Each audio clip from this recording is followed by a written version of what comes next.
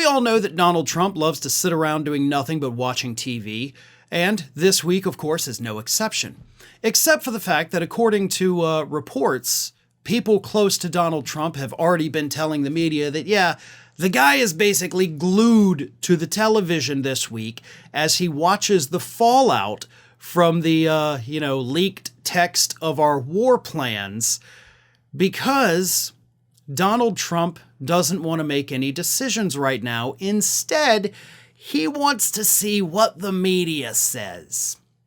So rather than Donald Trump manning up and understanding that he has an incompetent Fox News host running the military and just firing him, as should happen, Trump is instead waiting to see how the media spins it.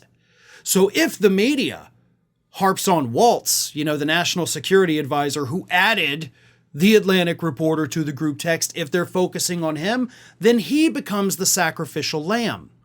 If, however, the conversation shifts and it goes to Pete Hegseth, because it should go to Pete Hegseth, he is the one who sent the items without realizing, hey, wait a minute, some other dude is on the text, maybe I should shut the hell up. Maybe I should also not be using secretive public apps to send private information about the government. That's also possibly illegal, by the way. So is the leaking of this information. And the Trump administration has made it a point to say anybody who leaks government secrets, they want to try you as a traitor. So if the media decides that they want to run with that narrative, a narrative put in place by the Trump administration before this happened, by the way, then maybe Pete Hegseth becomes the sacrificial lamb. And maybe we get somebody that kind of knows what they're doing in charge of the Department of Defense. But apparently it's up to the media to decide what Donald Trump is going to do. And that's insane. One, it's insane because the media sucks. And they're not going to focus on the right parts of the story. They're going to focus on Waltz instead of making this all about Hegseth. And you know what? It ought to be about Tulsi Gabbard too, right? You're the director of national intelligence, and you seem dumb as a brick. Marco Rubio should also be a focal point, as he was also on those texts. And Marco Rubio is just the dumbest of all of them. So all of those people, forget Waltz. Waltz doesn't matter, okay? Yes, he's Trump's national security advisor, but if he becomes the fall guy, as the White House behind the scenes, according to reports, is trying to make happen, then you lose a nobody from Nowheresville who doesn't have any real power. What needs to happen is that those morons that Trump put in power, they are the ones who have to go. But apparently Trump's waiting to see if the media picks up that narrative. And if they pick it up, maybe he'll fire them, maybe he won't. But if you're Donald Trump at this point, you're also between a rock and a hard place, which you absolutely deserve. Because you're 2 months into your administration, this is a major snafu.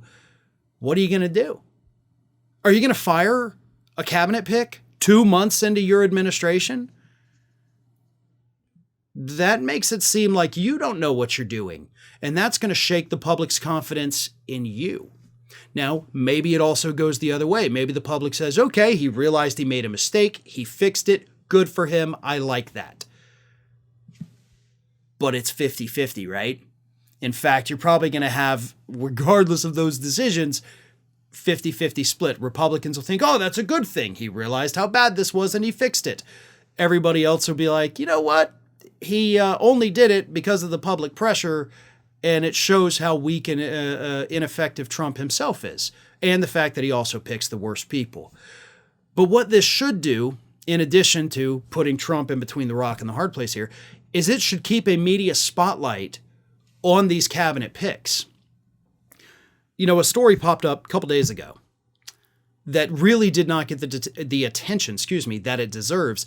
And that is the fact that Robert F. Kennedy Jr. over there at Health and Human Services said that we should just stop trying to fight bird flu and let them get natural immunity, which would potentially wipe out the poultry populations in the United States, by the way.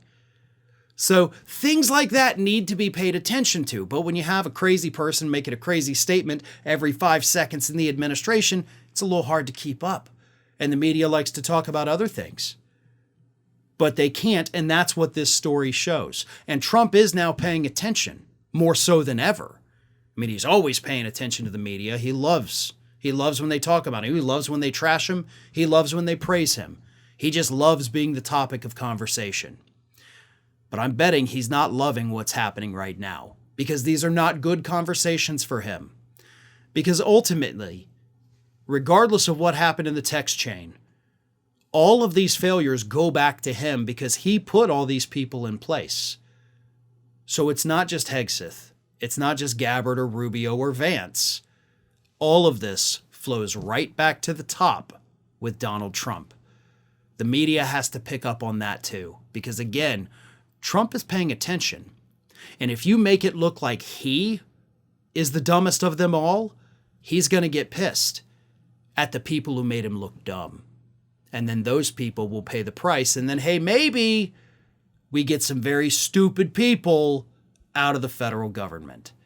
But that's up to the media to actually do their jobs. First, Elon Musk gutted federal agencies. Then he slashed public services. Now his people are fighting to keep their corruption under wraps. But a federal judge ruled Musk's alleged Department of Government efficiency is not exempt from open records laws. Judge Christopher Cooper made it clear that the Trump administration completely failed to argue against the fact that DOJ is acting with massive unchecked power. Ground News analyzed dozens of sources covering this from across the political spectrum. And comparing coverage, you'll see how some spin this as a partisan issue while others call it what it is, proof of corruption. Same story, different spin, and exactly why you can't blindly trust the first headline you see without knowing the biases behind them. That's why I've been relying on my partners at Ground News for a long time. If you like my show, you'll love how their app and website lets you compare coverage with context on each source's political bias, credibility, and financial incentives. This way, you're not just taking one source's word for what's happening, you're seeing past the layers of selective reporting shaping your worldview. Billionaires and political agendas are controlling more and more of our media, deciding what they want us to see and think. Ground News, on the other hand, it's independent, it's nonpartisan, and only committed to helping us think critically about the stories shaping everything from public opinion to public policy. And since I can't track everything Trump and Musk are doing or undoing alone, I've curated feeds that track them for me from credible sources to make sure I'm giving you all the most reliable information. And now you can too, for nearly half the price. Go to ground.news/Farron to get the same unlimited access Vantage plan that I use for just $5 a month. Take back control of how you stay informed today. The link is in the video description.